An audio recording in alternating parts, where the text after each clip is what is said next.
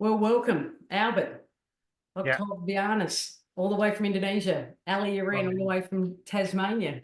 Good to have you here. Thanks for joining thank, me. thank you, Ali. So good to have this opportunity actually to Yeah, join you. I'm excited to have you here, and you've got lots of knowledge in the change management space and people and culture, and my background's in the organisational development space, and we've been having some really robust discussions over the last couple of months Yeah. about what's happening in the world. So it's exciting to be able to come together and spend 30 minutes unpacking some things that you don't normally get a chance to do in your day-to-day work, and bring some different point of view to layoffs and how they're done and how they can be done different. So we're really going to take you through some real case studies that I've been involved with, and certainly your expertise as well.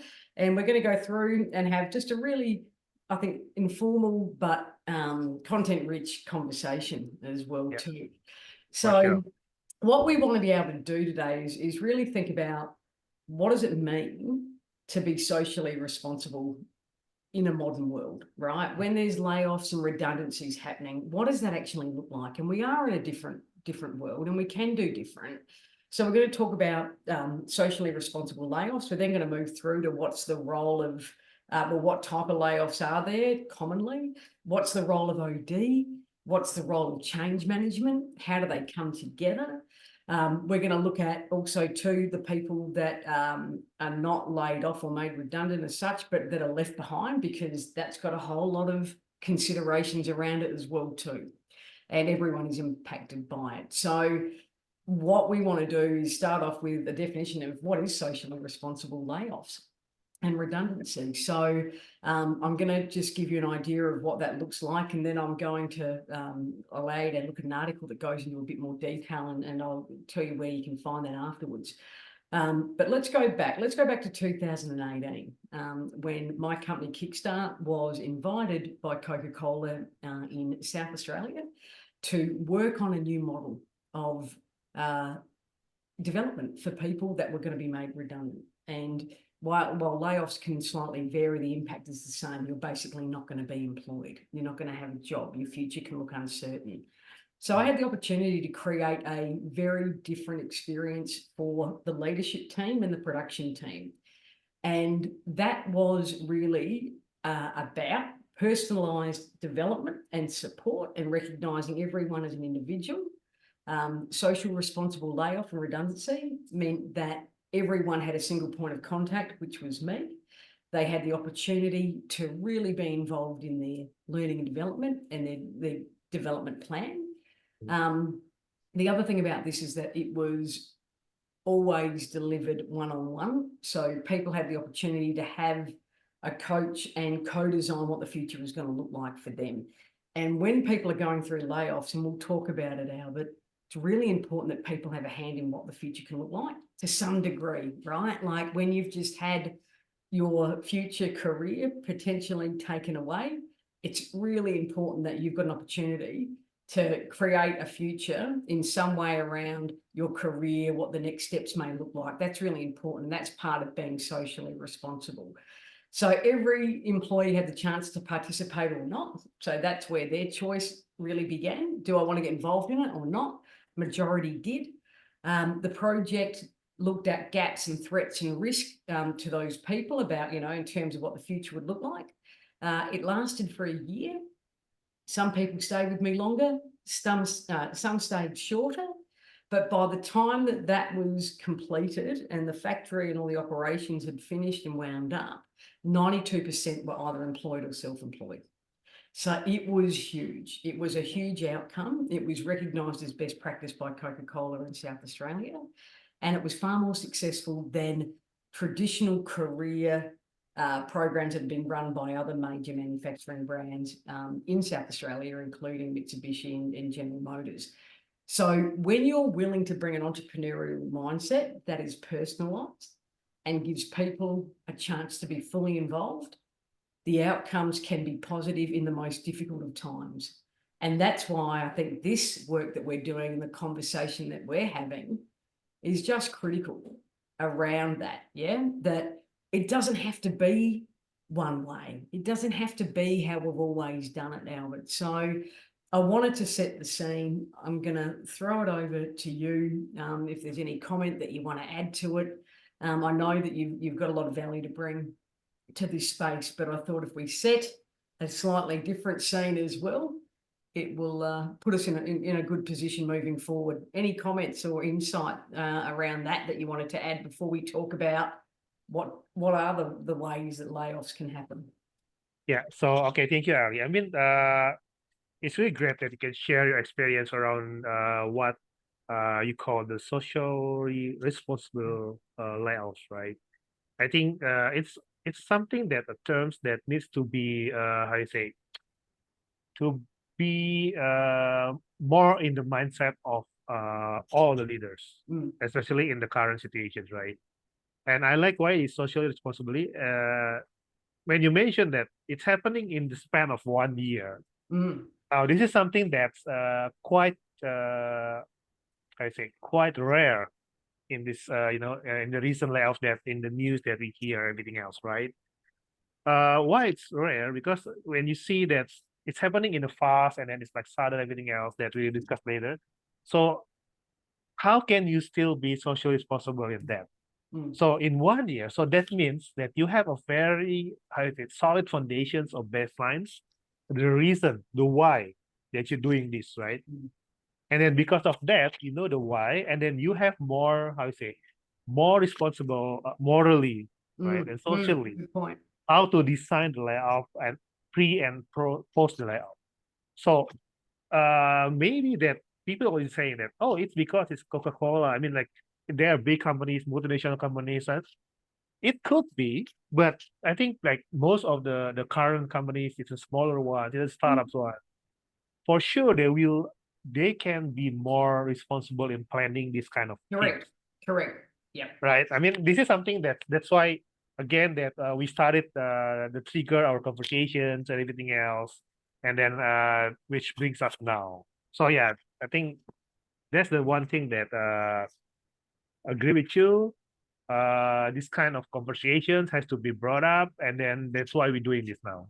Correct, correct. And I mean, this will hopefully be the first of many discussions that we'll be having, unpacking some of that different sort of information and challenging conceptions around what's possible, right? Like the work that I did in that space is not bound by big companies, and you don't need to be a big company to do it, right? So it's about, you don't, right? And it wasn't a project with a massive budget.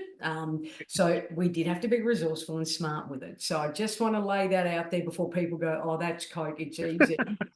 Nothing to do with that. You've still got to get the right ingredients right. Yeah, it doesn't matter what brand. Ingredients, yes. Still got to get the ingredients right in the recipe, Albert. Otherwise, it's still going to taste bad at the end, right? So I'm glad you brought that up. So let's move to the common types of layoffs that we're seeing. Yeah, take me through before we move to the role of OD and CM, and we look at this awesome slide you've got.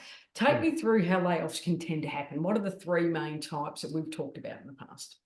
Yeah, so as we discussed previously, right? I mentioned there are three common type of layoffs, especially around in the Asian countries, right? The first one is the what we call the immediate layoffs. So they are informed in the same day, and then they have to leave on the same day, and sometimes they have to be escorted by the security, right? And then they just like okay, just pack your things, we give you the box, and then you will be escorted by security going out. And then the second part, the common one also is like a couple of days on notice, but mostly maximum like 2 days. I never saw it 3 days. It's maximum 2 days or maybe 1 day. Like you come in the morning and then the end of the day. Right. So it's not immediate, but it's still in the end of the day. Yeah. Something like that. But you have more time for the discussions with the whoever do the layoffs at the time. You will given discussion time, and then sometimes it's doing done parallelly with others that impacted also, and maybe some choices there.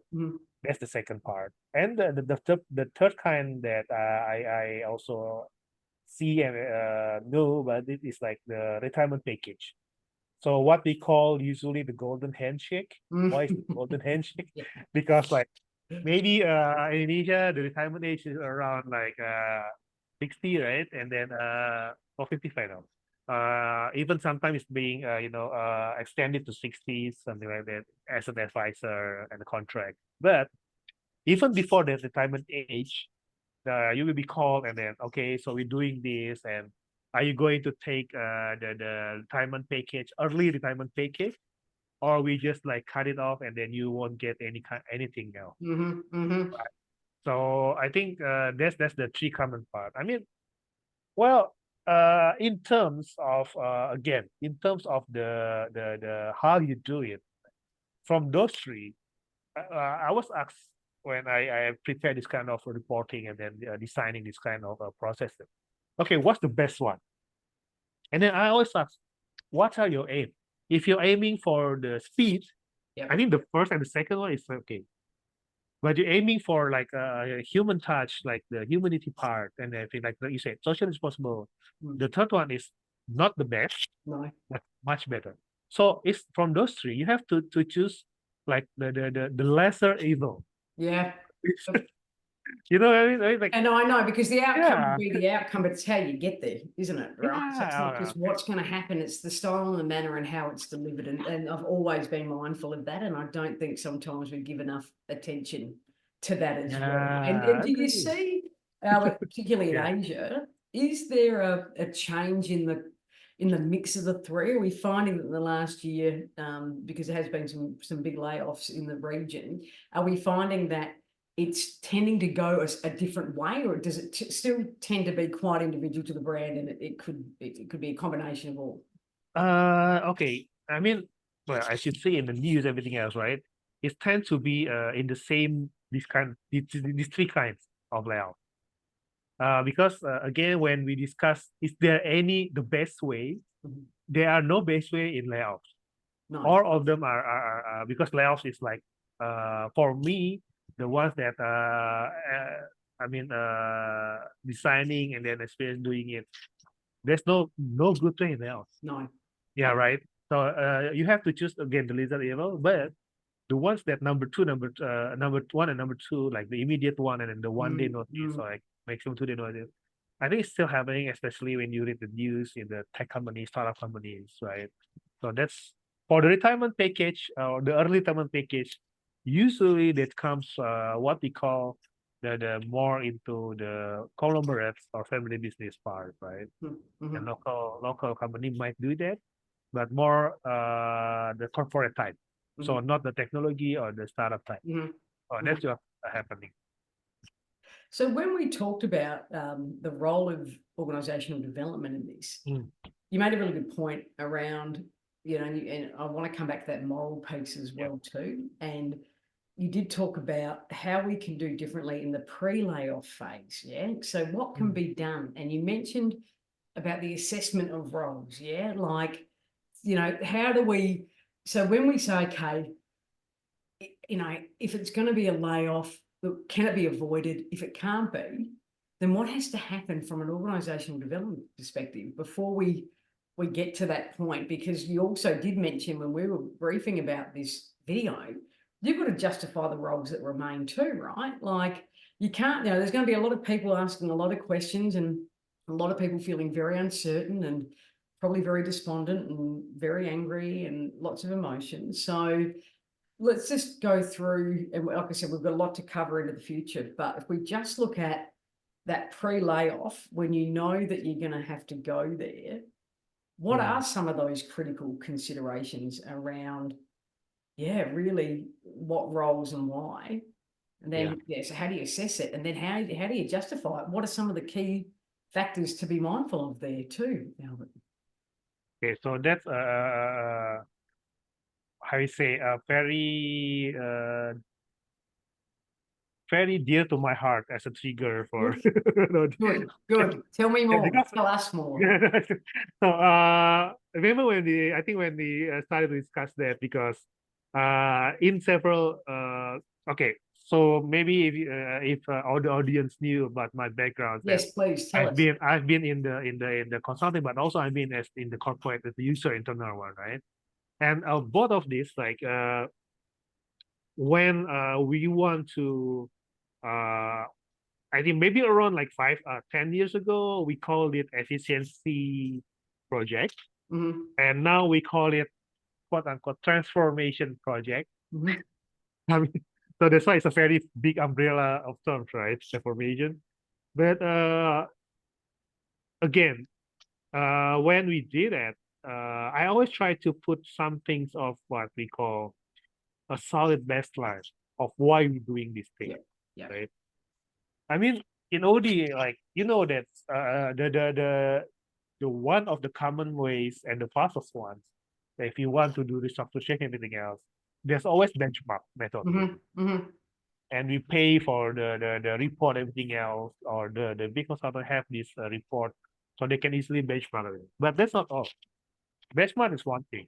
Mm-hmm. Because if maybe you have like a very strong I say head office or like a global template of a companies, then benchmark might be useful. But if you're a local company or if you're one of a kind companies in your Yes. industry, that's not all, right? So the other thing is the more tedious part. This is the thing, like, are you doing the dirty works? Are you doing the tedious works when you justify that you're going to need to lay off? I'm not talking about the financial part Mm-hmm. because most of the age leaders and the owners always go to the financial part. Yes, right. We can talk about it later. But before, I mean, not before, after you realize, again, your financial might not happen in like one or 2 days. You will have the red flags or the warnings when your financial is crumbling, everything else is Mm-hmm. something Mm-hmm. wrong happening. Right? So you still have time, not only doing the benchmark, but you can also do accessible to critical roles that you will know that it will impact it. I put it there, I mean, in the sense, like, for example, like you could do the role assessment, right? It's like in three layoffs, before doing that, you have to decide which role. Is it the role for the high performance? Is it a critical role? Is it a talent that's going to lay off? Say, oh, they are the talents. We're not going to lay them off because we need them. They are critical. Yeah, but why they are critical? If your company didn't have the means or the budgets to expand in the future, because that's why doing the layoff, why they are still critical? How can you justify that? So There's yeah, so many different factors. It's a great point. There's so yeah, many complexities around it, right? And yeah, being able to communicate that in a way to be ahead of the game, because yeah, and that's the beauty of your expertise and your insights. You're going to be able to find it and see it before it comes, right? Which is really agree. like working, being able to work like with a crisis before the crisis actually hit is really important. So do you want to, so let's go through. Do we want to go to these slides? Shall we do that? Because I know that if you want Okay. to, I mean, I'm happy for you to add whatever. As I said, I see this video as an initial discussion too. Do you know what I mean? Like, we Makes can't sense. cover everything, but this is a nice taster, isn't it? So before we go there, let's come back to the OD piece. So can I ask you to have a think about, because I think it's such an important point. As I said, we are going to unpack it further down the track. Yeah. But when you have to, okay, so take us through just briefly some of the examples when it hasn't been justified and the thinking hasn't been done and the planning hasn't been done. What's the outcome then? What's the outcome and on whom when we don't? And I know that's probably a really big question. I'm throwing you on the spot there, but I know you've got a lot of to bring to it and I don't want to cut it off. But I think it's important that, yeah, when you don't do some of this thinking that most people do, unless you know it, you don't do it, right? Yeah, They yeah. say it's Agree. always you do what you know. That's why it's Yeah, so important to have these discussions, right? I'm learning. Everyone's going to learn a lot from listening to me yeah, because I think I didn't even think about that, right? And you wouldn't. That's the point yeah, of yeah, having yeah. the This happened. This happened. discussions that are not so obvious. So, if you say, Ali, don't put me on the spot, let's come back and do another video on it. We can do that. But Of look, course, of course. but let us, I mean, if there's anything you want to add around that point before we come to change management and you have us walk through this flow and we talk about, before we wrap up around, some of the considerations too around the people that are left behind. But yeah, anything you want to add to why Yeah, it's so important to do that justification piece and that real deep thinking before you make an announcement and a final decision? yeah. Okay. So again, this is maybe something that we will discuss hopefully in the future about Yeah, the we post will. layoff, right? Yep. But it's part of the post layoff. Why you need the justification? Because like for example, the first one is the easiest, not the easiest, like the common thing that people always talk about, hey, speak by data, right? Why speak by data? Because with data, you can justify. I mean, again, like you said, there are whole multiple facets or like considerations Mm. in doing the pre-assessment of the layoff, right? But with the deep dive and then with that justifications that we prepare honestly and tediously, so at least we can speak by data. Yes. But then before the speak by data, there are the decision making part. Like for example, like okay, you have these 10 roles that you're after your benchmark, and you know, oh, they're going on layoff because our expansion didn't include these roles, they are obsolete, anything else.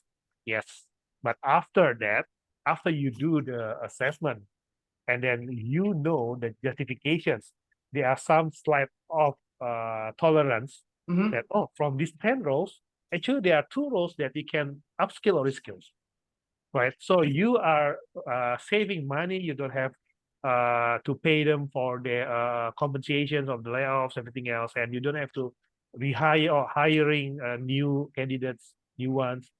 You can just upscale, reskill them, and then if you're offering them, okay, we're going to change your like your structure of employment from permanent to contract, something like that. Mhm. And if they're okay, why don't you do it? Because again, remember we discussed that layoff should be like uh the last resort Yeah. for them, right? Yeah. Yeah. So I think those are the things that why we need those kind of justification, and then especially from the OD framework on this roles.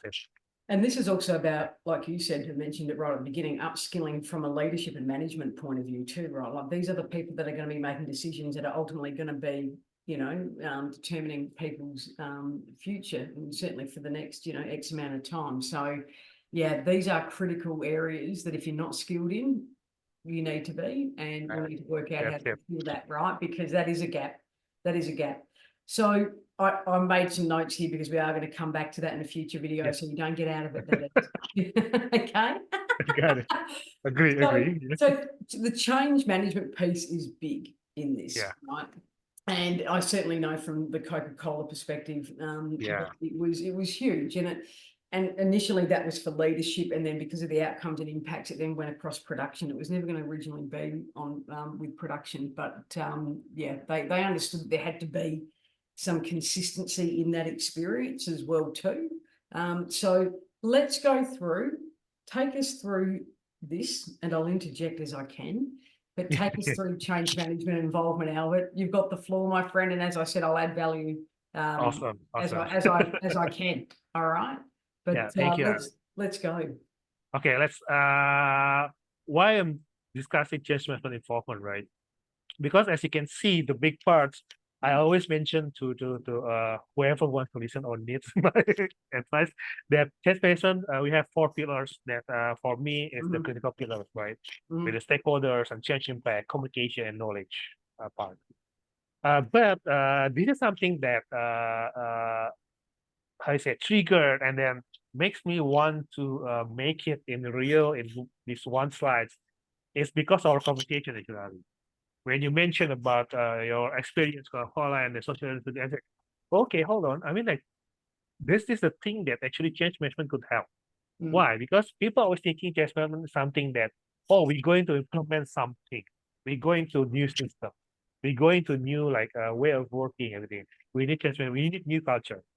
And no, change management is should be there every kind of change. Yes. And layoff is a change. Yes. It's big change, right?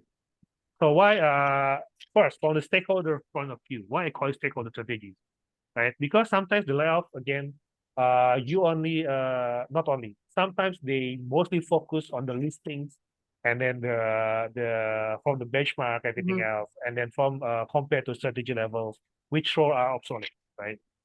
But when you list them, do you know that do you recognize your stakeholder as the real people, right? Or not only as number, Mhm.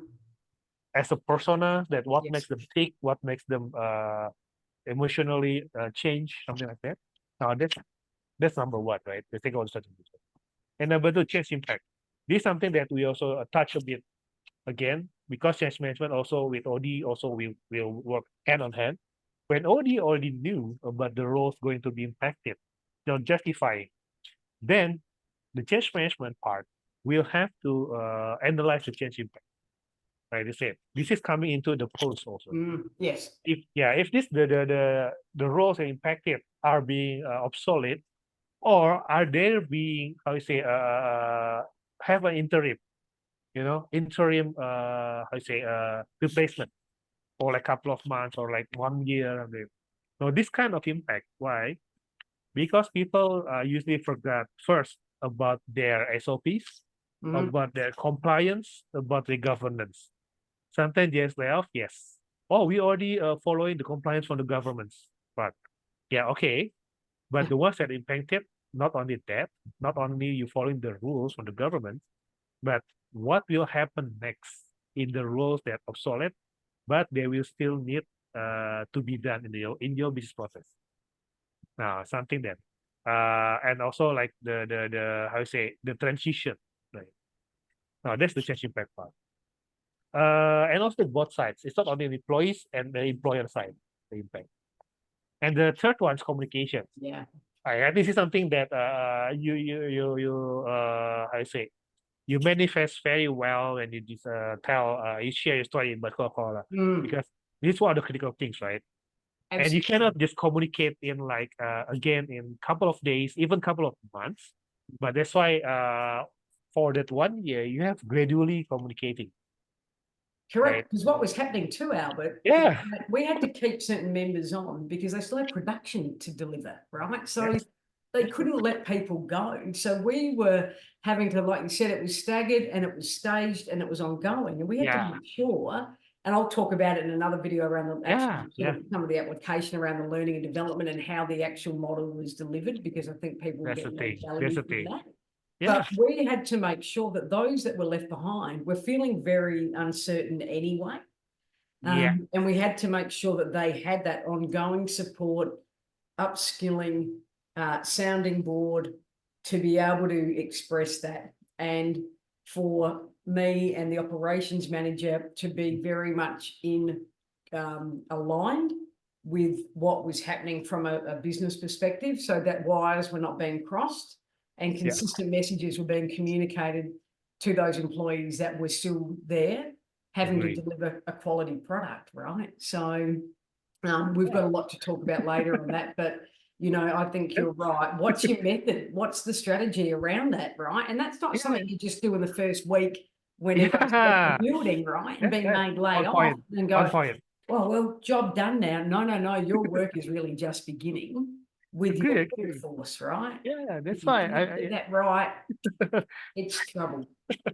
That's why I mentioned about you can see there in the text, right? Not only for the ones that impacted, but the surviving ones, right? The surviving employees, what they call. And that brings on the last part, the last pillar, knowledge sustainability. Why? The surviving employees, they still need to do the ones that the jobs that are being left behind by the ones that impacted by layoffs, right? Like you said, it's stage in the face area. So that's why do you have a proper knowledge base? I mean, like I say, knowledge base dictionaries, or like not only knowledge, like proper SOPs, and then after someone left, that they can check the SOPs and they can check your knowledge base system, everything else, or the dictionary there, and then they will know what to do. I'm not sure that it's only like 100%. Maybe it's only 70%, because like they have the tacit knowledge and the non-tacit knowledge, right? So Yeah. so this is a great point, and we'll need more time to unpack it. But when the layoffs have occurred, you're right. What support's going to be delivered? Who picks up if some of part of that role, or what does that look like for the teams that are left behind? How do you manage expectations around that? Yeah. What other support do they need too, right? Like, is there going to be something, and I don't know how it works and how easy it's embraced in other parts of the world, but there will be things like potentially, like you said, finance workshops. There'll be things around maybe mental well-being and health, right? Like, there's so many things that have to be considered, because your people that are there still, need to be well. They need to be fully firing. And, you know, I think it's about how do you even deal with some of the relationships that may be quite damaged Yeah, from your decision, right? that's it. Like, That's how it. do That's we it. do that? How do we, you know, potentially repair them or make them well? You know, there could be an element of trust that is broken through this decision. Yeah. So it's, you know, there's always that human element to it that needs to be considered along with commercial decisions. And, you know, I think it's also like we talked about in the initial briefing, it's about what's the impact of actually someone potentially having to change the way they work too. Does it mean they go somewhere else? Do they take on more hours? Do the days of the week vary? Yes. Do they actually have to work with a different department? Do they need to learn something new? Are they in a new location? Will that impact on their family? Right? Like, geez, there's a lot in it. I need to lie down. I need to lie down. But there's a lot in it, right? And that's why we want people to not be overwhelmed by it, but to be wising up to it, to be part of these videos and you know, other discussions that we can have here. And I think, you know, this is such a great way to start that, is to think about, yeah, hang on, it's not just the layoff. Yeah. It's what needs to come before, as you've alluded to. That is a lot of work and thinking and planning. Yep. Right through until however long that business operates. Really, it's going to be an ongoing piece. So I think it's really valuable that we talk about this. There's a lot more around Coca Cola and social responsibility and learning and development that we can dive into. Yep, which I look forward to. A lot around, which I've made lots of good notes on here, around future work, around post layoffs and pre, that I know we can really narrow down on. So in terms of timing, we're nearly there. Yeah. It's been very enjoyable. Yeah. There's a lot. I knew what was coming, and I'm still overwhelmed in a good way.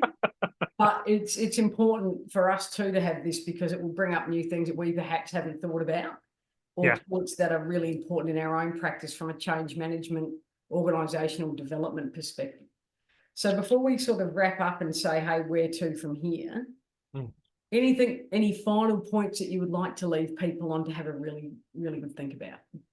Yeah, maybe for me in this space of thinking about the formula layout and everything else, there are 2 points that I want to emphasize before we finish this, right? The first one is again something that needs to be discussed more. Even though it's maybe people say, oh, it's a confidential decision, right? It's confidential. And then we try to keep it in hush. Yes, it probably is. But again, like the pre and the post, how you strategize it, it needs to be discussed more in different context, because people say, hey, Albert, we don't have, or hey, Ellie, we don't have like luxury or 1 year everything. Okay, but what are your choices? Right? I know they already hire like maybe some business consultant, everything else to do this, everything else. It's good. But what are, again, the lesser of the evils, right? Something to consider. Social responsibility. And the second part is mostly it's like, I know in my, when I started studying the career and then I was involved in the efficiency projects, I remember one of the directors saying to me that, okay, when you do something that this big or this impactful, you can still consider like, if it's coming into the newspaper, what are the headlines that you want to discuss, right? Yeah. But now you have to consider what are the TikTok videos that's going to come. And the disgruntled employees, correct. I mean, that is so important. And that is a topic that we're going to do a video on, around also doing the right thing by people, but minimizing damage to brand is huge. Right. And I know that was so important with Coca Cola. I know it. And that's why we had to do the work we did with the right intent, but that was always top of mind. So yeah, great point. What's the headlines going to say? What's social media going to say? What's the person going to say as they walk out the office with the box in their hand? What are people going to say when they're around the dinner table? What does that look like? Yeah, great. What are the linking posts will say about yeah. I know that's going to be something else for another time. So how about we've gone a little bit over, but it's been worth it. Albert, thank you so much. Of People course. can follow both of us on LinkedIn. I'll put the article around Coca Cola on my featured section as well. Spread the word. People can follow us. We're going to hopefully aim to do a video a quarter and share back out onto LinkedIn some of the key takeaways as well. But I've really enjoyed it. I've got lots of notes to work through, lots of great content moving forward. And as I said, good to be here. And as I said, it's the beginning of the trip. So look forward to working with you again, Albert. Of course. Thank you, Ali. Take care. Thank you Yeah. so much. Be good. See ya.